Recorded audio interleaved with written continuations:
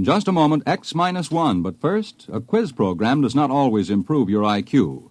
But when it's an NBC radio quiz program, you can be sure it will improve your disposition. Yes, NBC offers listeners a laugh session every Wednesday night with 2 fun-filled question-and-answer shows. One is Truth or Consequences, and though you may never learn why a chicken crosses the road, you'll howl as contestants perform the stunts dreamed up by MC Jack Bailey. The other is You Bet Your Life, and with a quizmaster like Groucho Marx, your good time is always guaranteed. Hear Truth or Consequences and You Bet Your Life tomorrow. Now stay tuned for X-1 on NBC. X-1 in 1 minute.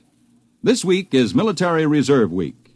If you're a young man between the ages of 17 and 18 and a half, you can fulfill your military obligation with only 6 months of active duty. You need no longer ask yourself, when will I be drafted? By joining the 6-month reserve training program, you become draft exempt and can plan your future with confidence. You are paid for your service while in training. You may be able to pick the exact job you want depending upon your aptitudes and Army vacancies. You may enlist in the program and then receive a deferment until you have finished high school. Your training will teach you to protect yourself and your family in any emergency. The training builds you physically, and the technical skills you learn can help you later in your civilian career. There are many other big advantages for you in the 6-month training program. Visit your Army Reserve Center for all the facts about your big opportunity in the 6-month training program. Learn how you can plan your future with confidence. The book says, when the ship shall enter into the orbital pool of its destination, the motors will change in sound due to the increased anti-gravity components. A study is being made to interpret the meaning of the word destination, which was lost some 4,000 years ago and has always been a subject for much controversy. But this need not concern you. Suffice to be reassured that the change in the sound of the motors is a part of the scheme of things. Return to the schedule. The ship is all. Praise the ship. The ship is all. Praise the ship. Countdown for blast off. X-5, 4, 3, 2, X-1, fire.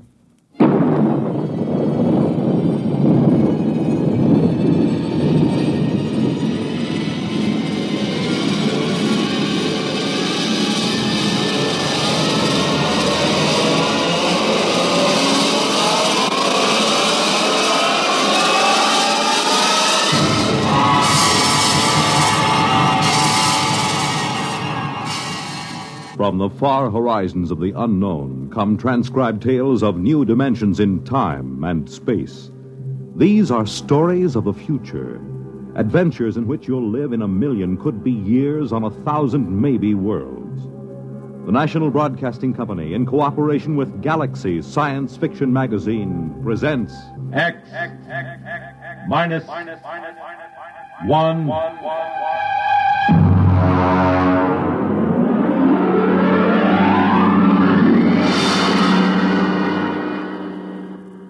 Tonight, The Sense of Wonder by Milton Lesser. The huge ship sped endlessly through space on a voyage that had lasted 10,000 years, the journey which had no end. And for those aboard her, there was no other universe. To them, the ship was all.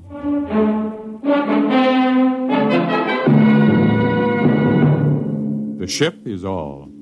Rykud read the slogan embossed in raised letters of steel outside the door to the priest's compartment. The ship is all. His eyes wandered to the face of the young man standing next to him, his superior, Kreifer. The face had the empty, unquestioning expression that was typical of the people of the ship. Are you ready, Kreifer? I am. Enter. Come in. Well? I am Kreifer. Superior class, 3rd level, compartment Y51. Welcome. This is my attendant, Rykud. Be welcome. Praise the ship. Praise the ship. What is your mission? My superior's schedule shows that today he is 25 units of age. He is ordered to appear before the priest of the 3rd level to be given a woman. You have the schedule with you? Here. Good.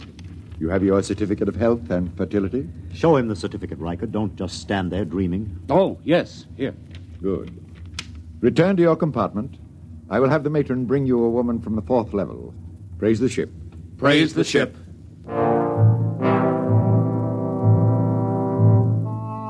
Kryfer returned to his compartment, followed by Rykut. There was no questioning in the mind of either of them.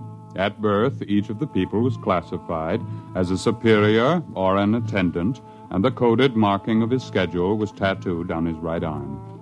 Both of these young men were 25, strongly built, and tanned from constant exposure to the health rays in the ship's conditioning room. Kryfer wore the loose-fitting robe of a superior. Rykut wore the tight trousers and shirt of an attendant. They entered the comfortably furnished compartment. Kryfer, Yes. what do you suppose she'll be like? What difference does it make? Don't you even wonder about it? I wonder about nothing. The ship is all. Praise the ship. Well, naturally, but still... We've been together as superior and attendant ever since the nursery. As an attendant, your entire purpose in life is to keep me alive and productive, to perpetuate the people. I would hate to have to part with you now. To part with me? Not of my own choosing, of course, but sometimes I detect what appears to be a strain of unorthodox thinking. Really? I was not aware of it. I am not entirely aware of it myself. Not enough for me to report you. However, I must warn you that if it should increase, I will have to send you for therapy. Well, I assure you there'll be no need for that. I've never deviated from the schedule. I have never disobeyed the buzzer. I am merely observing, asking questions like, don't you even wonder this is the first step to unorthodoxy? I shall watch myself for signs of it. Good. The eating buzzer. Your schedule calls for a massive dose of multivitamins. Fine. Prepare it in the green vegetables today. Today is a starch day. Oh, I'd forgotten. We could just skip it today. Rykut. Well... Of course, skipping the vitamins for one day is a permissible deviation, but I shall have to report for punishment tomorrow. Well? Skip the vitamins. I knew we would. You've never missed a permissible deviation yet. It's your influence that makes me do it. And you always blame it on me. That's what attendants are for. Yes, I know. That must be the matron with the woman. Open the door. Maintain the utmost dignity, please. Yes? Is this the compartment of Kryfer, third level, Y51? Yes. I am matron of the woman's level. Enter. I am Rykut, Kryfer's attendant. This is Kryfer. I have brought a mate for you. This is she. Be welcome. Praise the ship. Praise the ship. Her name is Aylin. Welcome, Aylin. I am most happy to be here. Praise the ship. Come. I will show you which compartment is to be ours. This way. There are 5 compartments in this suite, and ours will be... Will you take food, matron? Why do you look at me that way? That mark on your forehead. You have always had such a mark? Yes.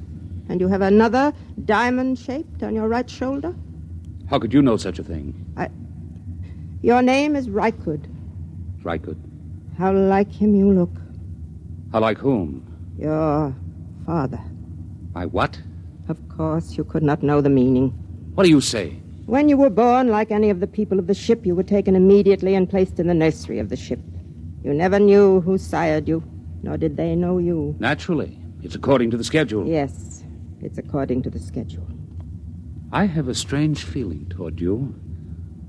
I can't explain it. What sort of feeling, Rykut? As if we've met before. But that's impossible, of course. Yes. Still, there have been cases, it is almost heresy to mention it, where a mother has been able to keep her child for a while. Such a female would be turned over to the control chief and fed into the converter. If she were discovered. It is a criminal thing to do. It is said to warp the child so that he becomes a heretic at an early age. Yes, it is very, very criminal. Still, you say there have been cases. Once there was a woman, it is said, an attendant, who managed to conceal such a child behind one of the forbidden doors for almost 3 years. Behind the doors? It's unspeakable. Very likely only a rumor. It's shocking to hear of such things. Behind the forbidden door. You're shocked, and yet something seems to stir deep in your memory, perhaps. Nothing. You're certain? Why do you speak to me thus, woman? Come closer. What is it? Closer. Where there's no chance that we'll be overheard. Well? Rykut, you are that child. I will not listen. I will not listen. You are that child. How could you know such a thing? I am 70 units of age. 25 units ago, I was a matron of the nursery. This person came to me and told me of her child, which she had concealed in the space lock behind the forbidden door. She begged me to take it and place it in the nursery with the other children. I had been her attendant for many years, and we were close to each other. I did as she asked. But are you certain this child was me? I remember the marks upon it. And I am doomed. Why doomed? I have known my own parent. This accounts for the strange feelings that come over me sometimes. What feelings are those? A feeling... a sense of wonder. Oh. You seem pleased. Rykud. What? Your superior returns. I cannot speak. But if you would satisfy this sense of wonder, I have a book which I will give you. I cannot accept a book without the supervision of the ship's librarian. Take this one. Keep it concealed. Here. No. Take it quickly. They're coming. Well, what are you two whispering about? I was merely explaining to your attendant how he must behave in the presence of your mate. There is no need to explain. All is scheduled. Nothing is questioned. Praise the ship. Praise the ship. I hope that your union will produce the optimum number of children. I'll leave now. Aylin. Yes, Chrysler. Your duties will be very simple. Reichert will teach you how to prepare my meals, and you will memorize my schedule. In 3 months, he will be freed from service as my attendant, and he will report to the second level to find a mate in the attendant class. Yes, Chrysler. It's time for my health treatment. Teacher Reichert. Yes, Chrysler. Come here.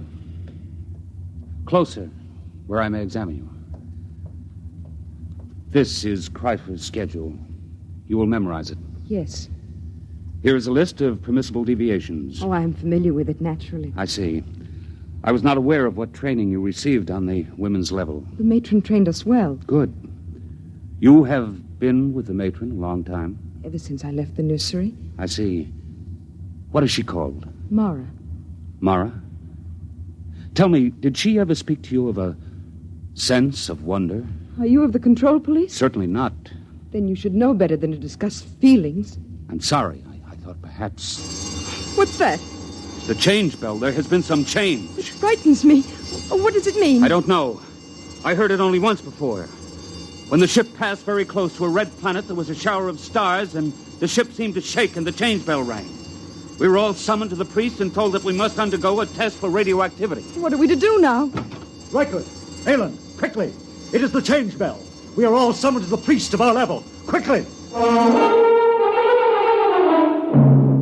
Within a few moments, the people of the third level of the ship were assembled in the area outside the compartment of Chul, the priest.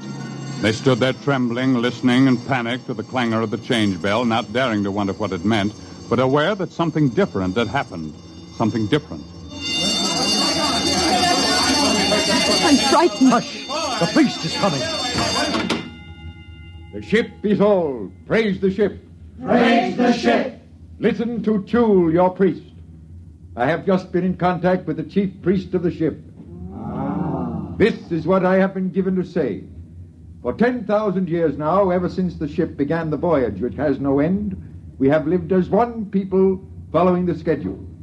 In those years, the change bell has rung only twice. On one occasion, it was to announce a change in the schedule for the preservation of the people of the ship following the epidemic. On another occasion, the ship passed close to a radioactive explosion, and it was feared that we had become dangerously activated. Now the change bell has rung again. You wish to know the reason, naturally. I am given to tell you there has been a change in the sound of the motor. There is no cause for alarm. The priests have consulted the book, which no man may see save the high priest. And we have learned that there is in the book a provision for a change in the sound of the motors. The book says, when the ship shall enter into the orbital pool of its destination, the motors will change in sound due to the increased anti-gravity components.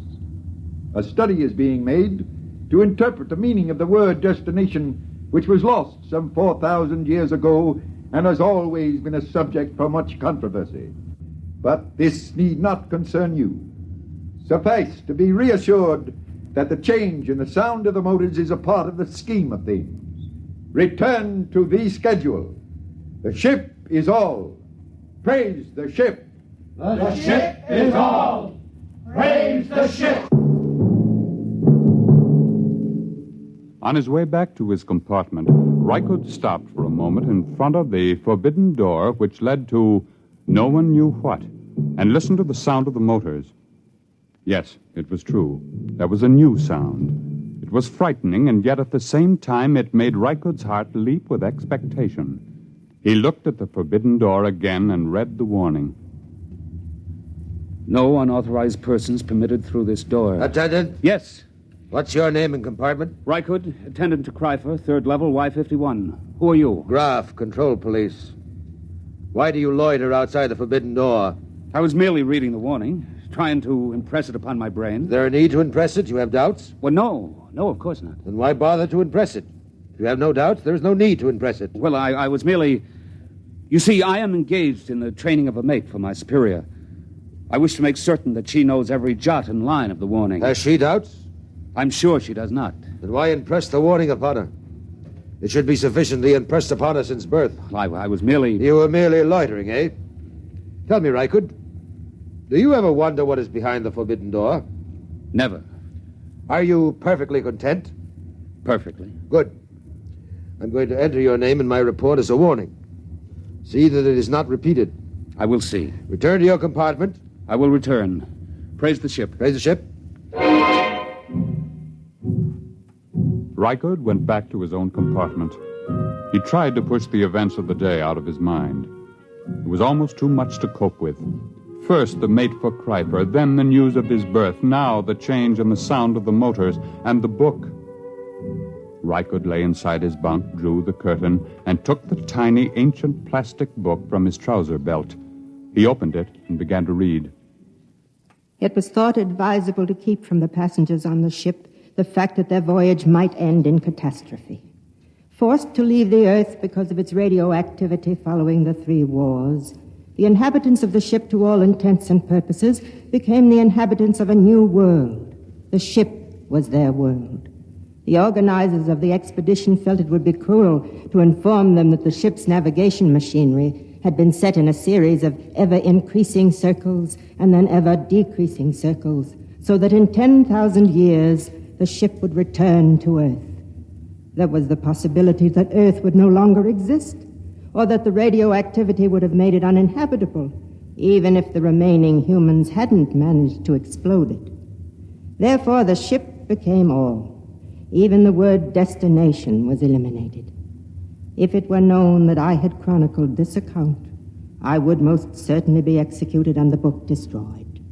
Most likely it will pass into legend and be disbelieved anyway, just as fairy tales and even biblical accounts have become tolerated but disbelieved by many who were... The sleep buzzer sounded, and Rykud's eyes closed automatically. Ordinarily, the people of the ship did not dream. It was considered a sign that therapy was needed. Tonight, Rykud dreamed.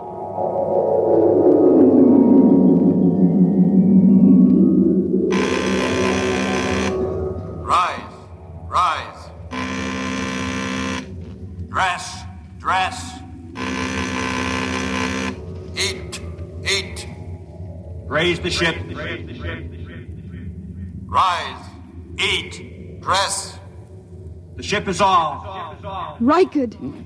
No. Rykud. No. What? Shh. What is it? You've been dreaming. I heard you and came in to see what was troubling you. Where's Kryfer? He sleeps like the dead. I was dreaming. Aylin, look at me and tell me the truth. Do you ever dream? Do you? Yes. I knew it. I could tell it by looking at your eyes. But you mustn't tell anyone. I won't. You were very close to the matron, were you not? Yes.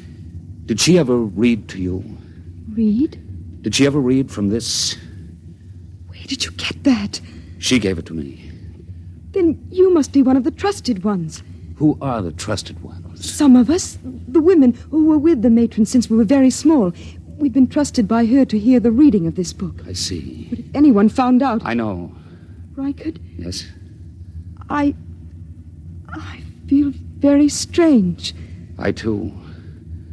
What is it? I don't know.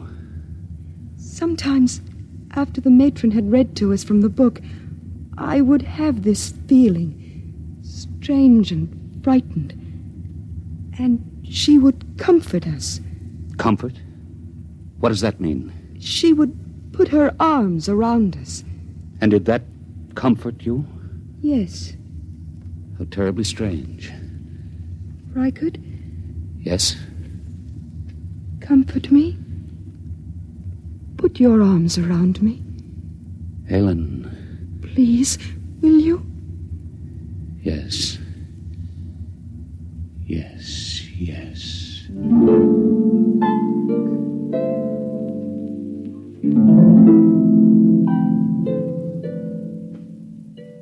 On the following morning, when Kreifer went to the conditioning room, as prescribed by the buzzer, Rykard drew Aylin over to the spaceport and slid aside the protective shield.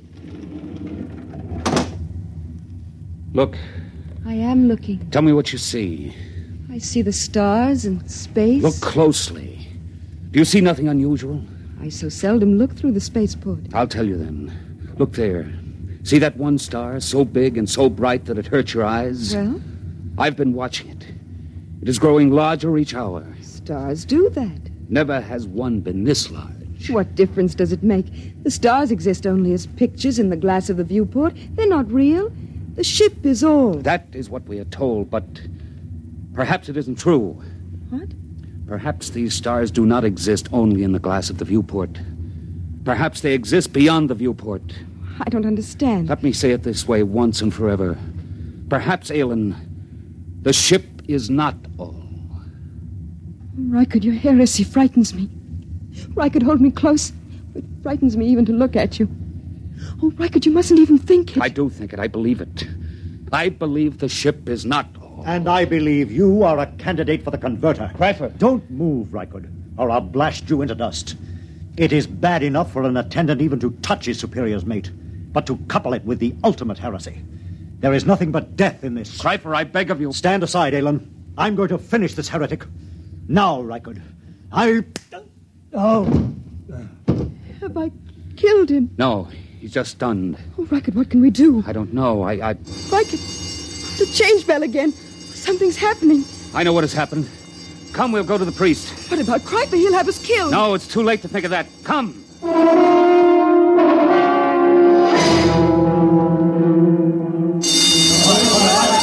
Come, Aylin. Stand close to me. The priest is entering. Silence! Once again, the change bell has sounded. There has been another change. Doubtless you all felt the shock and the vibration a moment ago. I am informed that the motors have stopped. Silence! However, once again, there is no need for any panic or alarm. We will continue to live our lives just as before. The only thing that has changed is that the motors have stopped and that the view in the viewports has changed. Behold. The view in the viewports has been changed from the stars to a garden. That is all there is to it. The book makes mention of the fact that the view in the viewports is changeable. Go back to your compartments and resume the schedule. The buzzer will be your guide as always. The ship is all. The ship is all. Wait! No, I have something to say. Listen, this is what I have to say. The ship is no longer all. Seize him! Keep back! I have my superior's ray gun. I will destroy any who move to seize me. Listen to what I have to say. The view in the viewports is not just a garden. It is the destination. It is the earth. Don't you understand me? We have arrived. We have reached the destination. The journey is over. We can leave the ship and go out into the garden. Fools, can't you understand? Watch the viewport. Watch it. The viewport is broken. I've shattered it. You can go out. Feel the air rush in. Smell its fragrance. Rykard, they don't move. They don't understand. Seize him! Kill the heretic! Kill him! Rykard, they're moving toward us. Run. Follow me quickly. After him! Death to the heretic!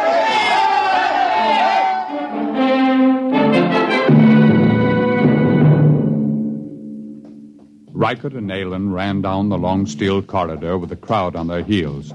After a few moments, they came to the forbidden door of the control room. Aylin, quick, in here. Reichert, it's forbidden. I'll have to blast the lock. Quickly, now come. Now, help me close the door. Now the bar. We're safe in here for a while.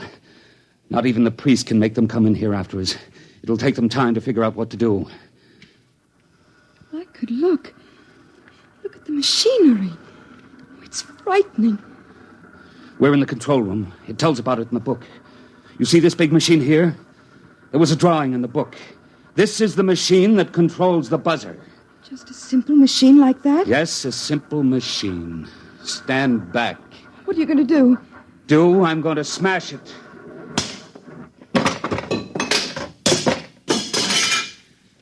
Now they're going to have to find a way to live without the buzzer. Reichert, they're breaking down the door. Come with me. Where can we go? There's nothing except the ship. No, there's more than the ship now, Aylin. There's the Earth. The cool green Earth. I'm going to smash the viewport. Come on. We're going to leave the ship. Reichert, I'm frightened. Put your arms around me. There's nothing to be afraid of. Come, Aylin. Take my hand. Here is the Earth. And it is ours.